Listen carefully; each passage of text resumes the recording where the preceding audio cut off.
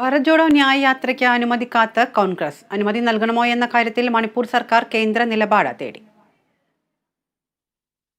മണിപ്പൂരിൽ നിന്ന് യാത്ര തുടങ്ങാൻ 4 ദിവസം ബാക്കി നിൽക്കെയാണ് അനുമതിയുടെ കാര്യത്തിൽ അനിശ്ചിതത്വം നിലനിൽക്കുന്നത്. യാത്രയ്ക്കായുള്ള അനുമതി സജീവ പരിഗണനയിലാണെന്നും സുരക്ഷാ ഏജൻസികളുടെ റിപ്പോർട്ടുകൾ ലഭിച്ച ശേഷമേ ഇക്കാര്യത്തിൽ തീരുമാനമെടുക്കൂ എന്നും മണിപ്പൂർ മുഖ്യമന്ത്രി ബിരേൻ സിംഗ് അറിയിച്ചു. കഴിഞ്ഞ ദിവസം മണിപ്പൂരിലെ ഇൻഡോ മ്യാൻമർ അതിർത്തി പട്ടണമായ മോറയിൽ മണിപ്പൂർ പോലീസും തീവ്രവാദികളും തമ്മിൽ വെടിവെപ്പ് നടന്നതായി അധികൃതർ അറിയിച്ചിരുന്നു. നുഴഞ്ഞുകയറ്റത്തിന് ഏറെ സാധ്യതയുള്ള പട്ടണമാണ് മോറെ.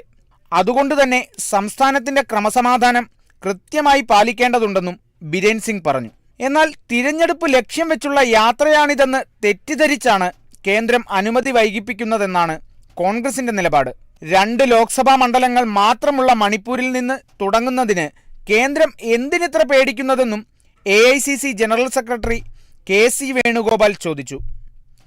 രാഹുൽ ഗാന്ധി നയിക്കുന്ന ഭാരത് ജോഡോ ന്യായ് യാത്ര ജനുവരി 14 ഇംഫാലിൽ നിന്ന് ആരംഭിച്ച് 6700 കിലോമീറ്റർ സഞ്ചരിച്ച് മാർച്ച് 20 മുംബൈയിലാണ് സമാപിക്കുക.